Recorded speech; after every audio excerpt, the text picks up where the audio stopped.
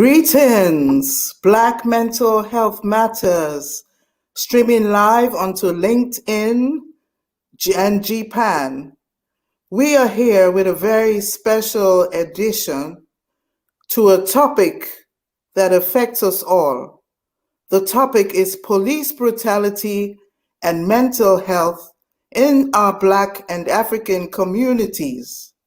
We have here today Jacky and Mike, who are living in Chemnitz, Germany, where they had been celebrating their son's birthday and were brutalized in their own home by police.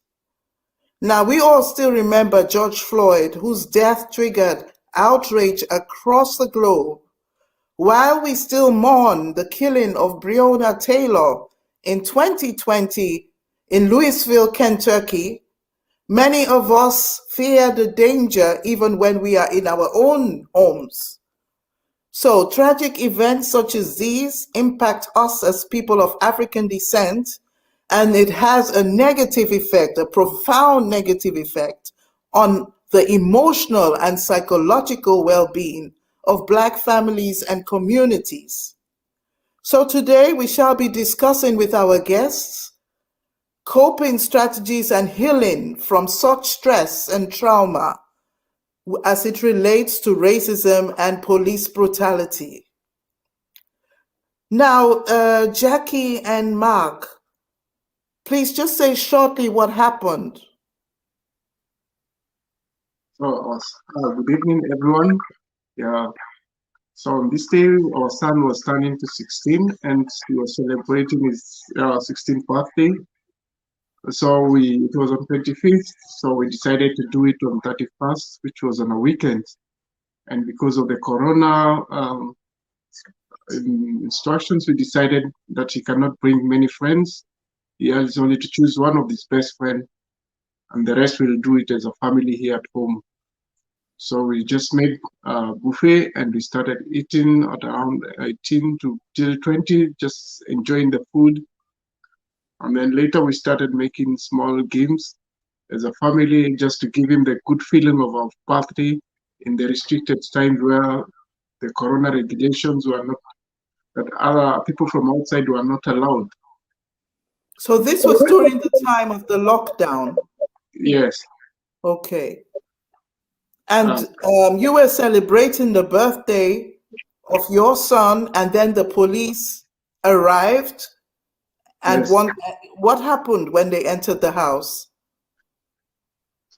When they entered the house, they started shouting on us.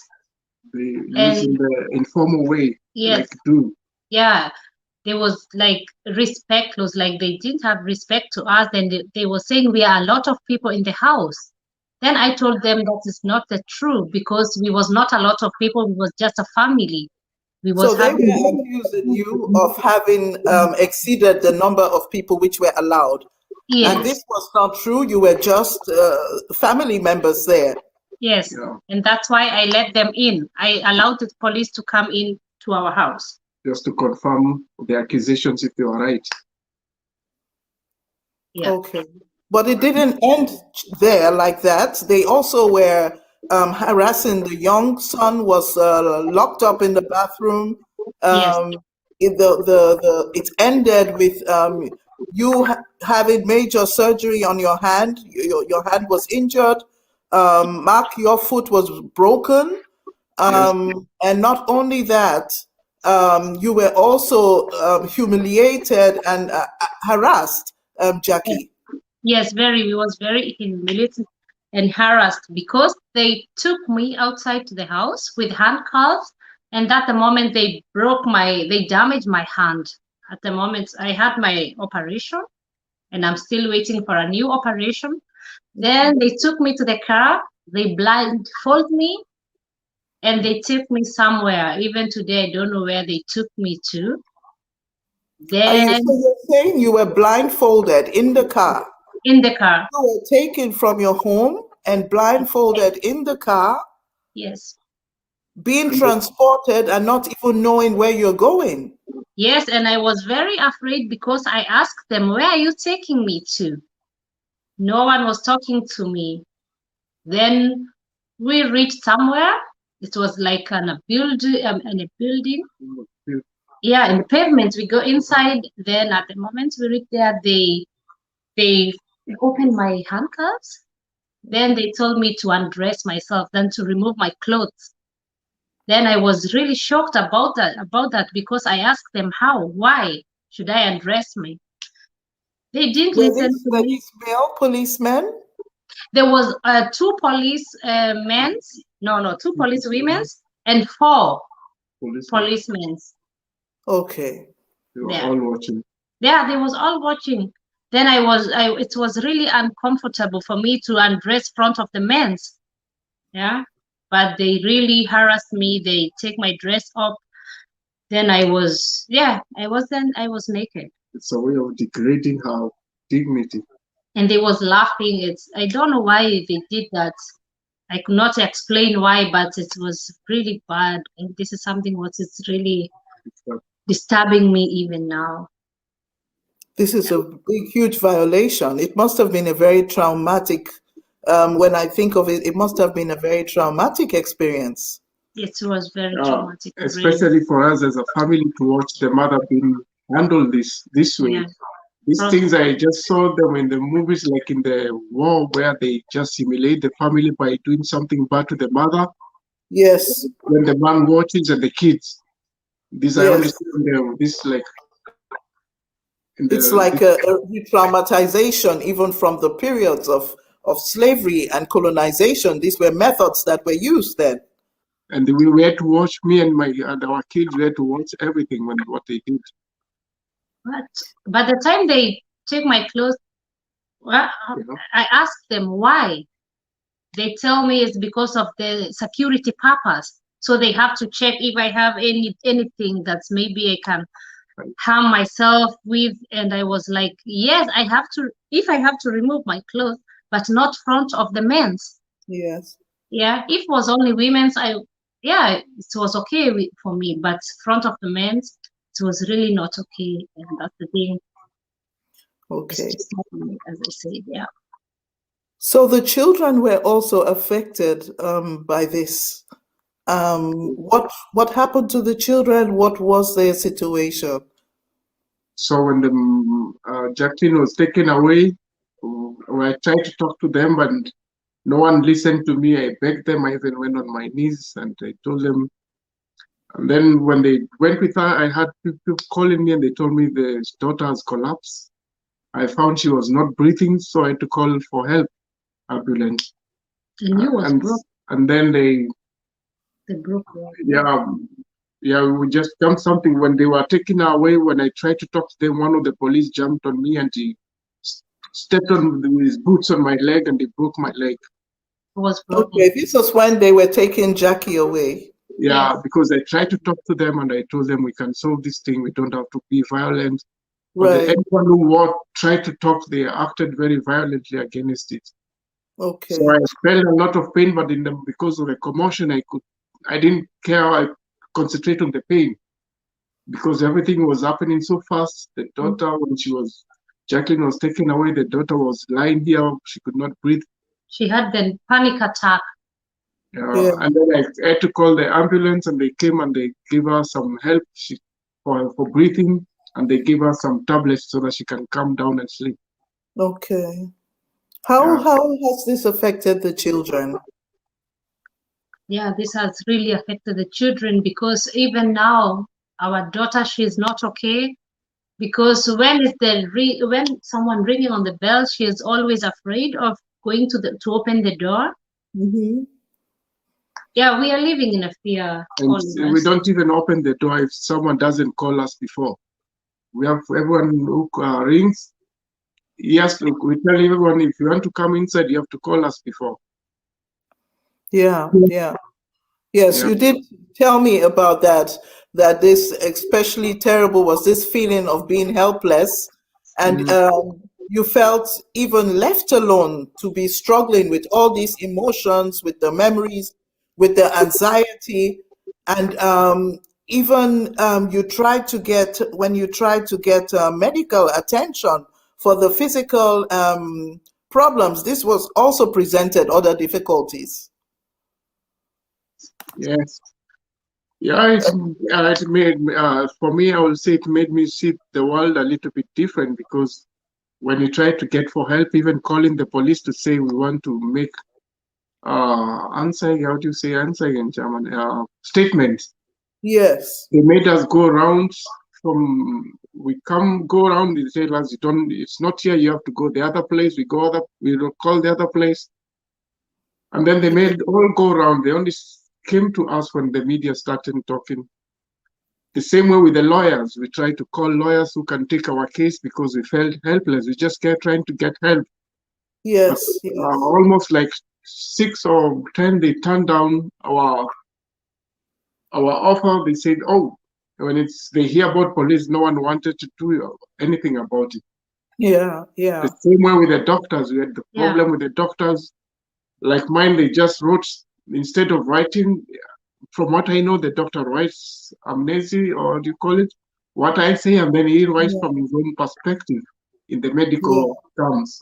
Or maybe he writes what he sees. But he refused to write what I said, and he said my leg was only gesprungen. But then the leg was shows my leg is broken. But he said it was umgeknickt. Yes, yes, yes. And then I even told him, why do you write is umgeknickt? And then you see it's broken, you even have the x-ray. He refused. And then I told him, then give me the report. Yet we had to really struggle till he gave us. Even report, he refused to give even reports. Even for Jacky, she did to the hospital. She asked for them to do the reports and the CD for the x-ray. They refused. We went there many times. We had to go to another doctor, our house doctor, to write them a letter to the polyclinic. She had to write a very strong letter and tell them, please give these people their report. They deserve to have it. That's how they responded. But they had 3 versions of the report, differently. Okay. So we are hearing that you had this experience. Not only do you have to deal with the racism and the police brutality, you also have to deal with even the racism in the healthcare system. That the doctors are not writing the correct reports. They are trying to be complicit. Yeah. I mean, this is really it's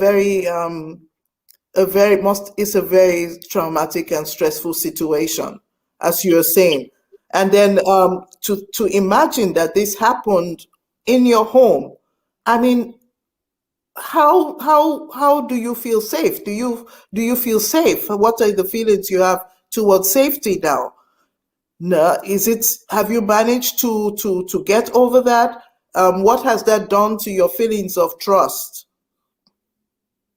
I think I would say for us, I believe in the trust of family, because as a family, we give each other a lot of strength. And this one, I would say, it is what made us where we are right now. And support also from you guys who has never let us. You call us, ask how you're doing. Even some organization who started with us, they just slipped out on the way. At some point, we stayed there, and then we said, now who is left with us here?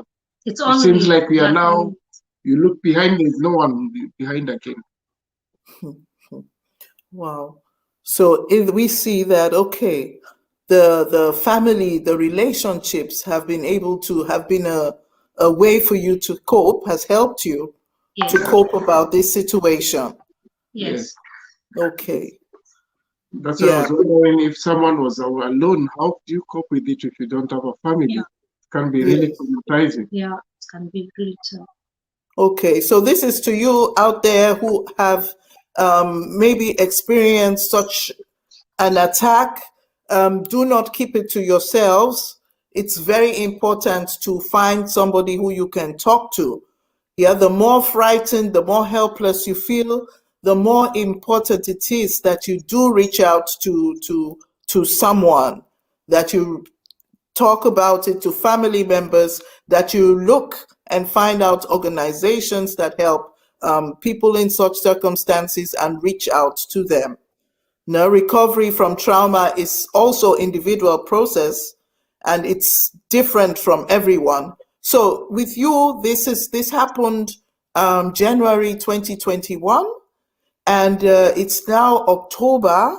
And are you working again? How have you been able to return it to your regular routine? What is happening there? At the moment, we are not working. We are not able to work because of the injuries. Because I got my operation on the 7th May. I got operation on my hand, so I could not work, and my husband as well. That's why we cannot work at the moment. We have already used our finance year. And you can explain about that. It's really difficult for us. Okay. So on top of all this, it's even affecting you because you're not working. You are having financial problems as well, difficulties. Is there been any support of any kind from the government or from the state? How are you managing? Not really. I cannot talk about any support.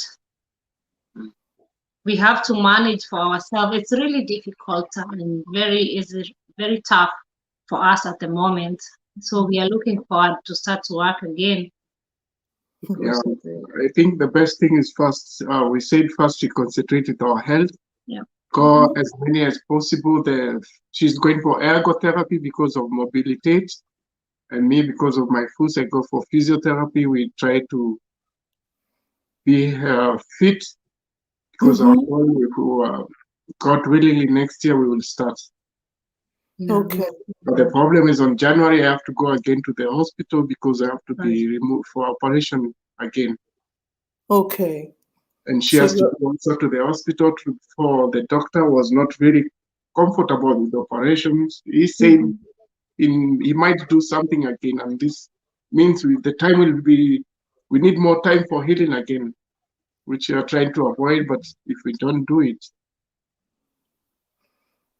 Yes, it takes time. It takes time to really calm the body, to soothe the mind, to manage all these post-traumatic symptoms.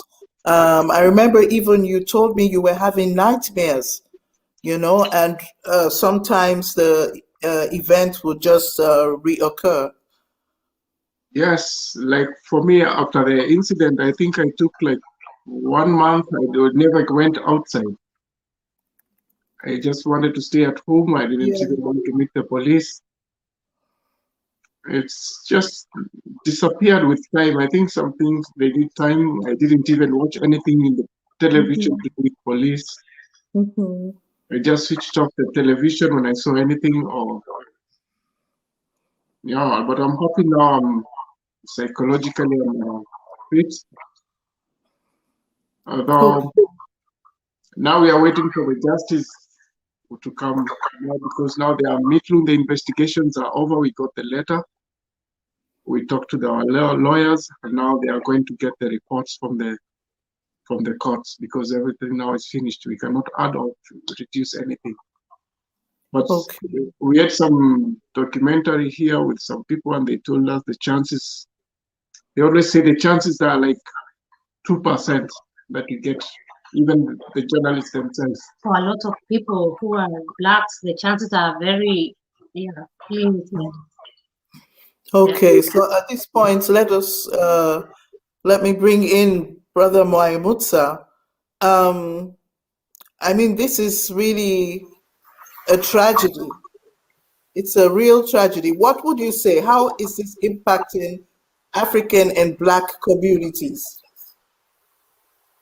Yeah, it's a repeating history and a repeating experience we have throughout our communities, that action of officers of state or any institutions is not in line with the rules and regulations, with the rights of the people, is exaggerated, and is not what you would expect as a human being and a citizen. So neither your human rights nor your citizen rights are sought met, you are seen as a problem all the way through. We have here the connection that goes from the society. In this case, we see the neighbors. The neighbors are calling the police. Then the police is coming. So the police is also partisan with the neighbors and have their own racism put on top of it. Then they humiliate the people that dare to point out their rights. They have their human rights, their civil rights, that's their flats, that they have done nothing wrong, that they have seen everything they want to see, so they can just go, This is what they have to do. But this is not what the police wants you as a black person to behave. It's beyond that. You have to obey.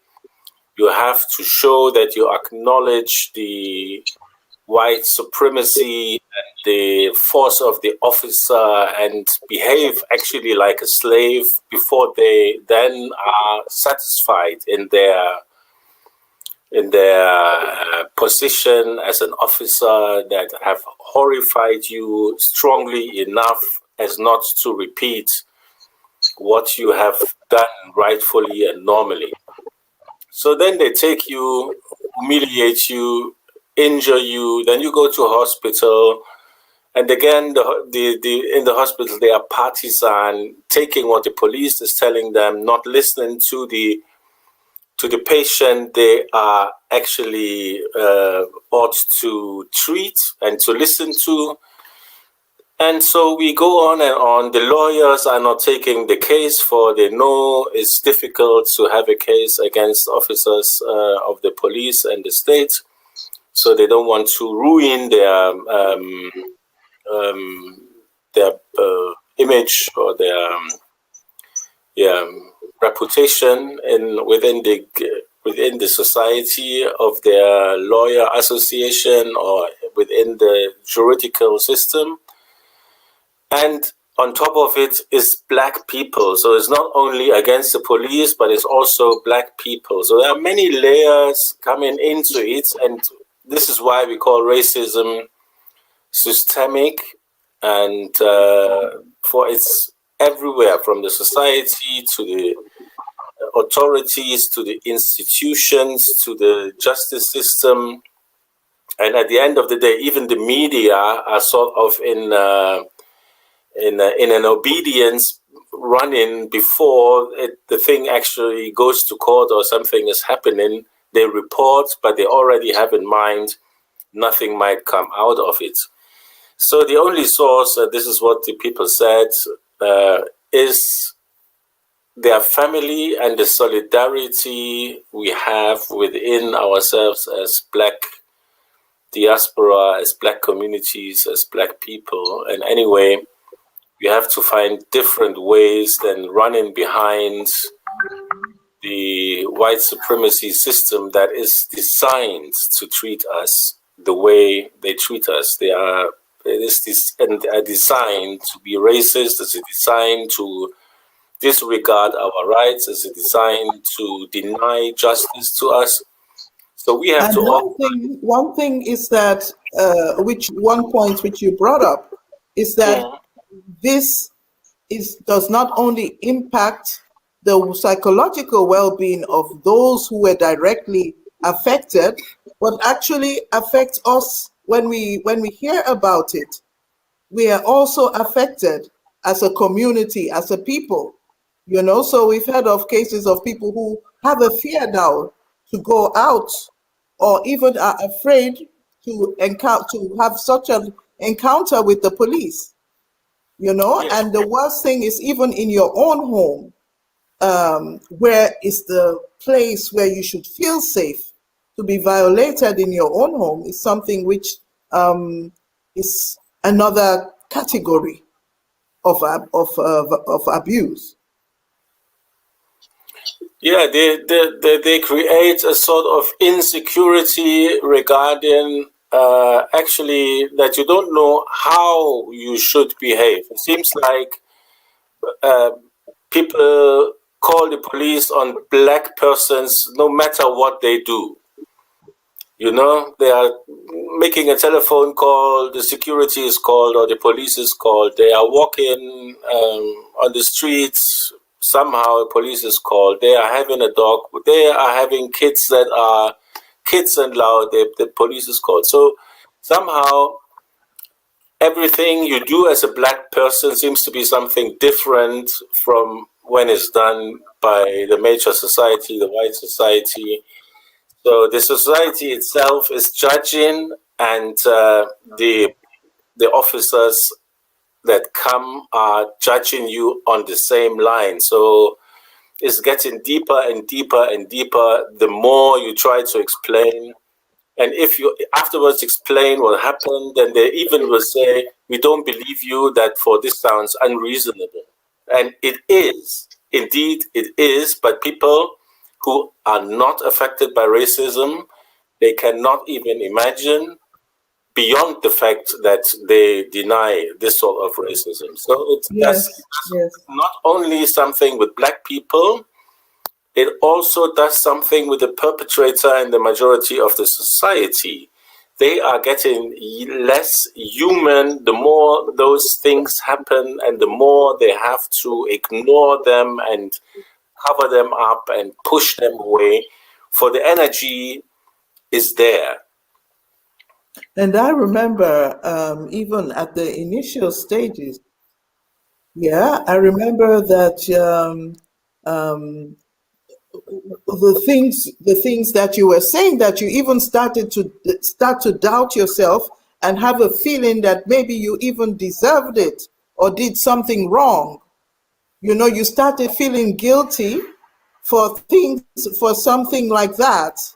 And it's really, which is simply also one of the symptoms that happen at the initial stage, that you start to feel guilty, that you start to have even trust issues amongst yourselves. But I really acknowledge you as survivors. The road to recovery is individual, and you just take the time you need to heal.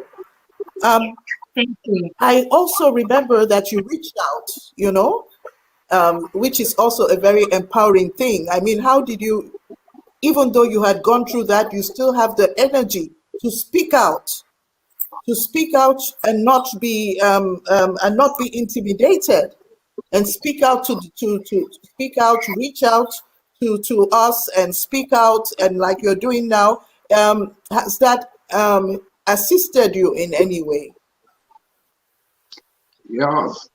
Yeah, for me, I find it's to speak out is also like some way of a security, because anything will happen to us, everyone knows about it. Yeah, so that brings safety. Yeah, if you are quiet, you know, they didn't know that we are going to react, because we had reacted after 3 weeks. So they didn't even write anything against us. They have nothing against us. But they was trying to hide a lot of it. They was even trying to put that fear to us. Yeah, they was trying to bring us really down. And just like you see now, like my visa, they wrote a lot of accusation. They say they will not give me because I never did anything. And then I asked them, I wrote them, I told them, I came here in Germany because I came here to study and I'd finished. So they started accusation that I didn't even finish my studies. I didn't even do anything. Yeah, I brought them all the reports, what I did. Even I did other courses, other studies, and I brought them. But they didn't respond to it. They told me, but still you have to go home in 30 days. Although they gave me another. So you're living here in Germany for how many years? 14 years, almost 15. For 14 years, you have been working. Yeah. You have been brutalized, violated by the police, and the immigration is trying to withdraw your residence permit. Yeah, they even gave me the short one for 3 months. But then after 2 weeks, when I responded to the accusation that I didn't even study, I brought all the documents where I studied and where I worked. So they didn't say anything. Now they say, not now, the 3 months we have given you, we give you 30 days to go from your own back home. Others will have to force you to bring you home. So I wondered, why did they give me first 3 months, and now they say they give me only 1 month to go home by myself. And then I had to switch on some people who talk to them. Lawyers. So I had to take some lawyers. I took like Ausländer Beauftragter. She talked to the boss, and some other guys from media. They try to push them, and they say they came to realize now they know our case is still now it's in the court. And now they give me another appointment, but they don't write to me. They talk to somebody else to tell me. They told me the things we talk to him, he should tell you what you should bring. Normally, they should write to me personally to tell me what I should bring them to this appointment, but they go like they say try X. They don't talk to me, they talk to somebody else. And they made it's like someone feeling you are not worth to be talked to directly. This is really unbelievable. Unbelievable. Yes. Unbelievable. Brother Maimutsa, what do you say to this issue? Yeah, we have to You're within muted. our community, we have to build structures of You're muted. Huh? No, I'm not. You can't hear me? We can hear you. We can hear you. Yeah. Sister, can you hear me? Yeah, anyway, as you can hear me, I think I can talk. Yeah, I think the time has now more than sufficiently shown that It seems there's some problem with the connection. We can't hear. We yes, can they hear can you. hear me. They can hear me. We You can can't hear. hear me. Sister, can you hear us? Hello? There is technical issues. Maybe the mic button.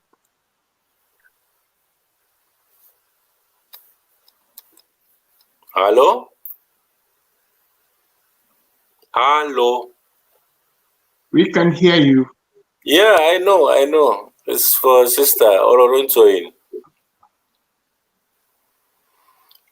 Sister, can Okay, you hear us? I will just talk. We have seen that Can you this hear system. me? Yes. Yes. You can hear me? Yes. Yes. Okay, I cannot hear. So please go ahead.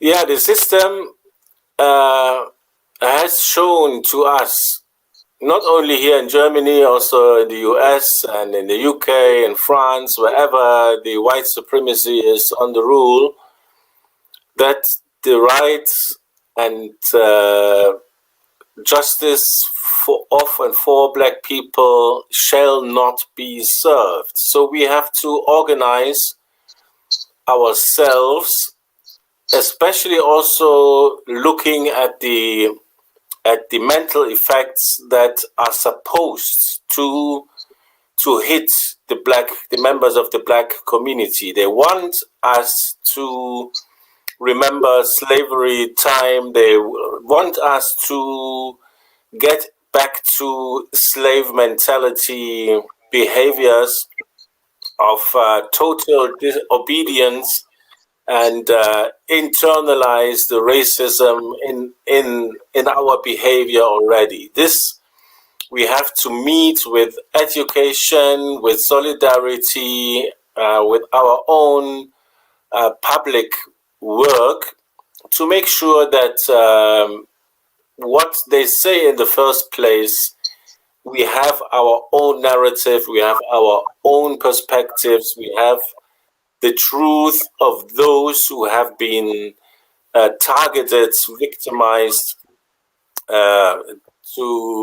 of the repression and of the violence of state, and also of the other systems to meet you with other forms of injustices like deportation threats, medical negligence, juridical negligence, and so on. So if we now have a functioning community, we have to focus on ourselves first. We have to mobilize any means possible to reduce the mental impact, the trauma impact that has been done to our people in order to maintain our physical and mental health as much as possible, and then together have means to archive what happens on our narrative, on our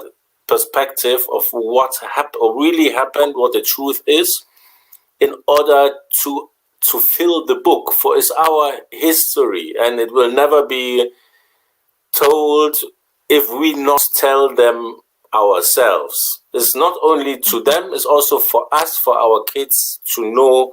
They can later see that in the videos, in the books, what really happened.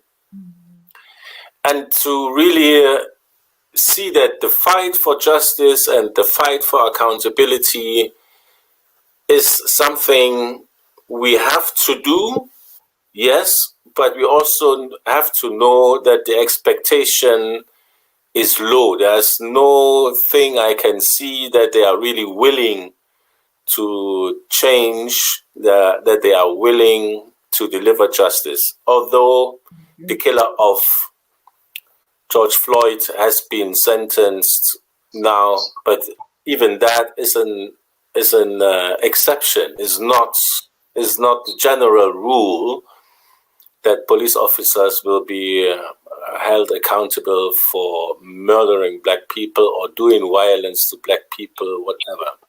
Yes, I think it's important that you made that point. Very important. And while we are fighting for justice, we know that for healing, we are working with the empowerment mode.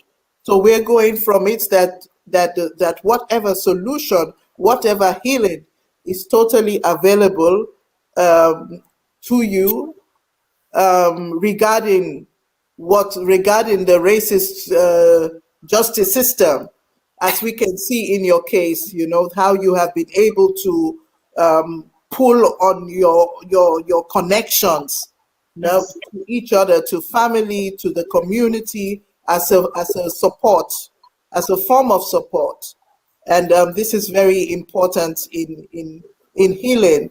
Also, how you have been caring for yourselves, taking that time to heal, not going to work or forcing to do things which you can't do. I remember how you were, how sad that was, that you couldn't cook. You love to cook. You couldn't work. You have a catering service, and it must have been very difficult not to be able to do the things you normally do. It's really difficult. Yes. Really difficult. But you have still tried to keep your family, to do things which you enjoy, even though it's not difficult, it's not easy. You still manage to go out into the nature, to meet with friends and things like that. When possible, you try to do these things. Yes, we are trying. We are really trying. We are still doing our dancing challenges, and we are trying to do like some therapy. Yes, dancing, music, these are also therapeutic. They are definitely therapeutic. And talking to people, telling people they should not keep quiet. If anything happens to them, we are telling them that to contact us, because here where we are living, a lot of people, they are facing this racism every day. Yeah. And since then, many people started opening to us, and they told us things like, there was a boy, we used to meet him here. Since our case came out, he opened up, although he was playing with our kids. He never told us anything about it. Fantastic. So you have even sharing. And Yes. as you speak out, other people are coming out and telling their stories. And Yes. this is also empowering. Yes. We have Thank you so really, much. This like, boy came here every day and he never said anything, but because of our case, he opened up. yeah, Thank He you. was, he was beaten by Fantastic. the police, and he just had something commotion, and he just came to see what it is, and they just hold him and they beat him, and then later they told him sorry, and he was 15 years Wow. old, and they told him sorry, and they just tell him go back to your house after beating him very hard. yeah, and injured him too. He got some scars. And then he Wow. opened up after he heard our story. Yeah. He had the courage to speak up. Yes. Yeah, I just have to support him and say, really, the two of you are not just survivors, but you're role models. And I thank you so much for Thank you. speaking Thank out. you too. Thank you, And Thank you our brother too. Thank you. We really for holding appreciate out our hands, because Yes. you always stand by with us everywhere we strong went. together. Yes. yes, and Yes. I call on our ancestors that you will continue on this healing journey. Take it day by day. And we ask those of you who are watching, please share, please support Jacky and Mark as they are still fighting for justice, especially those of you in Germany. And even, we realize that the struggle for the well-being of our people is not just a national thing, it's not just a local thing, it is a global thing which affects each and every one of us. So reach out as far as you can. Black Mental Health Matters. Thank you so very much to all of you who are watching. Thank you so very much. And then we take questions which are there and try to answer them. Sure. Yes.